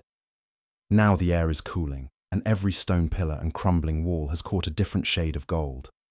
The Forum, which by daylight feels like hard civic labor and marble propaganda, is suddenly loose around the edges. You, gleaming from your bathhouse ministrations, float across the avenue like the ghost of peach-scented ambition. Passers-by glance at you, amused or enchanted. Hard to tell, which is fine, because you look ready for a toga party and maybe, just maybe, to be lightly fried. That perpetual Roman breeze, promised in every poem, is nowhere to be found tonight. It has gone the way of the Republic, rumoured, but stubbornly absent. Instead, you must content yourself with the soft waft from the Tiber, heavy on river funk and mystery. It's fine. It's Rome. Even the air smells like intrigue and leftover philosophy. Stray dogs keep pace at your ankles, enchanted by the olive oil halo you now emanate. One particularly enterprising mutt wags its tail and gives you a once-over, as if to say, "Are you related to that amphora I licked last Tuesday?" You are not, but in this moment, you're kin to every bronze-skinned statue glimmering in the dusk. Even the pigeons seem captivated, though you pray they'd rather peck at the scattered crumbs of history than your shimmering forearm. You pause by the temple of Saturn, rolling your shoulders, luxuriating in the way your skin slips against your tunic. The bathhouse aftermath is more than just aesthetics. It is a posture, a confidence so slippery, the ancient gods themselves would reconsider their seating plans. Someone passing by, a philosopher, a baker, maybe just someone looking for a quick shortcut, gives you a grin, half camaraderie, half, "Do you need a napkin?" But their eyes linger, wishing perhaps they too could glow through their evening errands. Down the street, a vendor sells figs, and you buy a handful, eating one with your hands, sticky now with a sheen of fruit and oil. It is suddenly clear that this is not just indulgence, but ritual, consecration. The act of wandering through Rome at sunset, still warm from the tepidarium, glistening with the remains of a spa day, and believing for an instant that you could outshine Venus herself. You pass companions heading the other way, some still carrying the last of their bathhouse towels. Others, like you, just a few shades slicker than usual. It's an unspoken bond, a secret society of the well-moisturized. Rome has 1,000 such invisible clubs. By now, your sandal straps have dusted up. Oily sheen meets city grime. A chemical romance still more pleasant than most Roman marriages. You round a corner and catch the dying sun flashing off the Colosseum's stone arches, momentarily blinding you. Blindness, you think, is a small price for such radiance. You imagine travelers centuries from now trying to recapture this moment. Olive oil, sunset, the faintest trace of fig. They'll fail, of course, because no one does post-bath luminescence like a local. You pass through the shadows and into the light, feeling both part of history and somehow its least urgent footnote. Your glow is fading, but Rome is vast, and tomorrow's sun promises new baths, new walks, new mutts to admire your accidental, edible-looking brilliance. Until then, you let every dog wag, every pigeon coo, every breeze, when it finally arrives, bless you as you slip home, gloriously dewy, forever, just a little too shiny for comfort, exactly as it should be. Here's your expanded 600-word segment 4. When the official crowds leave, rumour has it, there's more going on behind closed doors, midnight parties, candlelit chats, and a suspicious amount of singing. If the walls could talk, they'd probably ask for a refund. But of course, nothing official happens after closing time. Officially, the bathhouse closes. The last towel is hung up, the final patron checks out, and the day staff clocks off, all with the satisfied air of people who have no idea about the mischief to follow. The air thickens with anticipation, and depending on the day, perhaps with a little extra steam. That's when the regulars linger, exchanging knowing glances over the edges of complimentary cucumber water. Staying late? One will ask, as if that's a casual suggestion and not the highly coded invite. It's become. The after-hours bathhouse is a sacred realm governed by 3 major rules. What's said in the steam room stays in the steam room. Everyone brings their best towel. And, perhaps most critically, the singing is mandatory, tunefulness optional. Scattered among the flickering candlelight, a small tribe forms. Staff still in uniform, off-duty regulars, friends of friends who just happen to show up at midnight. In this secret society, the ordinary world fades out, replaced by whispered stories and impromptu spa treatments. Did someone just start a foot massage chain that reached all the way to the cold plunge? Absolutely. Was that a spontaneous Broadway sing-along, echoing off the tile? Guilty as charged. The bathhouse at night is a place of freedom where reputations slip on the wet floor and inhibitions are checked at the door. Take, for instance, the legendary midnight mask-off. At exactly 12:15 a.m., someone rings the forbidden bell and the wildest face masks come out. Avocado, charcoal, gold leaf. No one's sure who keeps bringing those. You'll see faces that belong on ancient statues or in experimental art installations. It's like seeing your accountant at karaoke, confides one regular. Surprising, slightly alarming, but somehow makes you like them more. There are, inevitably, shenanigans. Secret contests break out. Who can hold their breath the longest in the plunge pool? Who tells the best scandalous tale about a celebrity they definitely saw here last week? No, seriously, it was him. The official record book is, of course, invisible. But ask around, and you'll find someone who can recall the great loofah races of 2019, or the candlelight charades debacle. Every bathhouse develops its own mythology after midnight, and these stories are currency. Staff play a crucial role, not just as silent sentinels, but as co-conspirators. One attendant admitted, "We're not supposed to, but sometimes we join in. I mean, who can resist an ABBA sing-off in the sauna?" There are alliances, rivalries, and the occasional plot twist. A surprise pizza delivery at 2 a.m., a rapid retreat from a half-hearted ghost hunt. I just wanted my eucalyptus oil, not an exorcism. Yet beneath the silliness, a real sense of connection takes root. The late-night parties aren't just about fun. They're about belonging, about finding kin in the warm mist and candle shadows. After hours, everyone's a little bit braver, a little bit weirder, a lot more themselves, says another patron. Bathhouse confessions are made and promptly forgotten, or at least never repeated before 10 p.m. These are the moments when the bathhouse is more than a spa.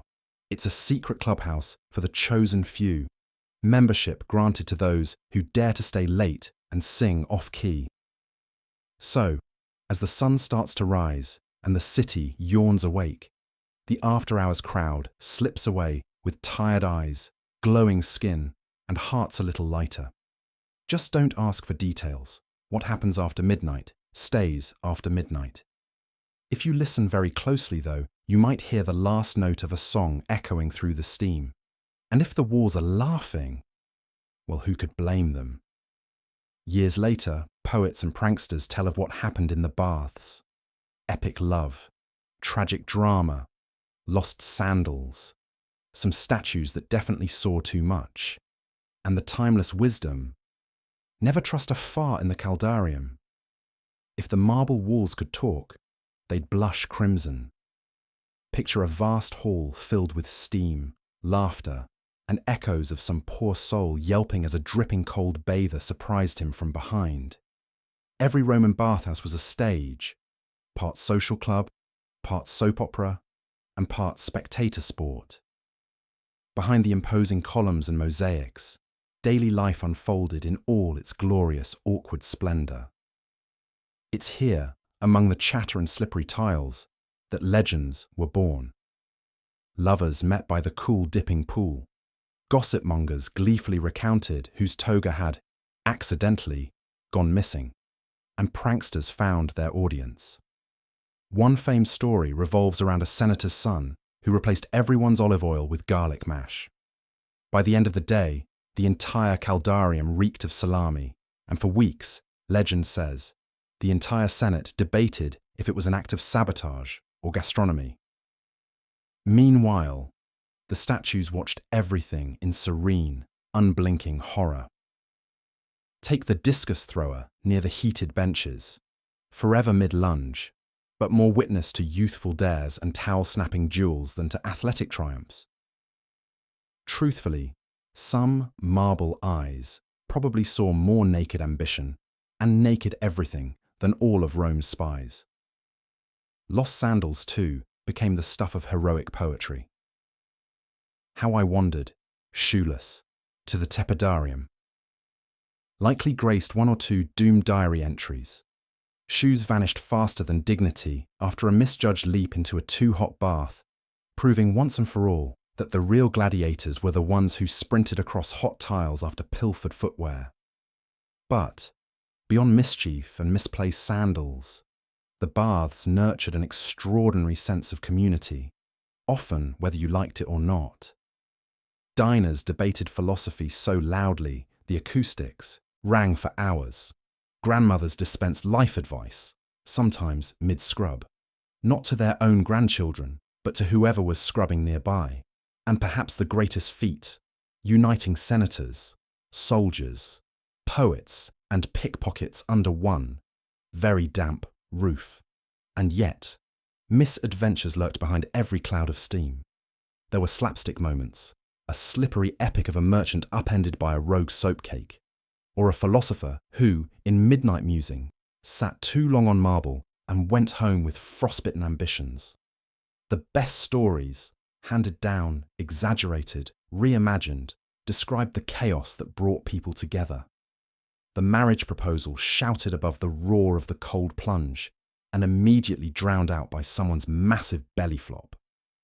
The grand matron who declared weather predictions based entirely on steam density, history's first bathhouse meteorologist. Above all, bathhouse culture immortalized its own kind of wisdom, as sharp as the sting of a cold fountain on overheated skin.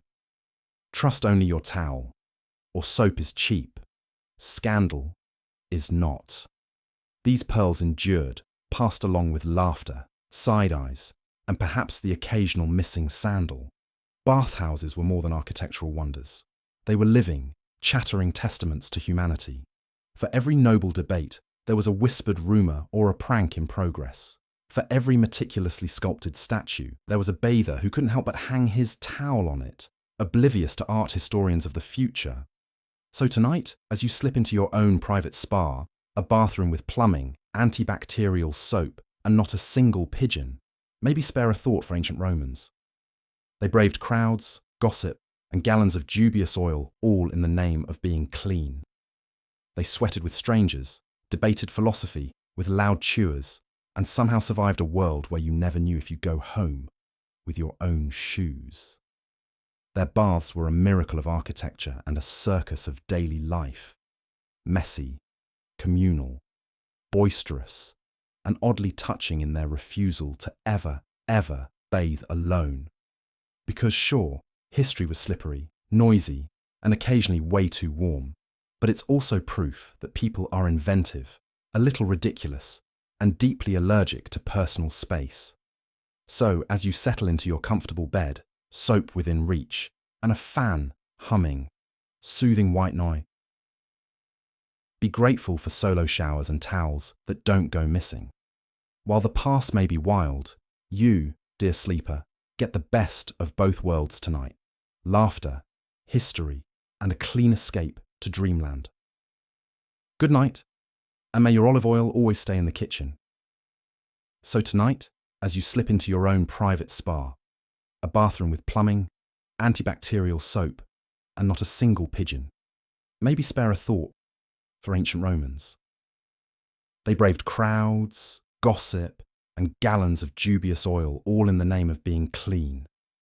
They sweated with strangers, debated philosophy with loud chewers, and somehow survived a world where you never knew if you'd go home with your own shoes. Their baths were a miracle of architecture and a circus of daily life. Messy, communal, boisterous, and oddly touching in their refusal to ever, ever bathe alone. Because sure, history was slippery, noisy, and occasionally way too warm. But it's also proof that people are inventive, a little ridiculous, and deeply allergic to personal space. So as you settle into your comfortable bed, soap within reach, and a fan humming soothing white noise, be grateful for solo showers and towels that don't go missing.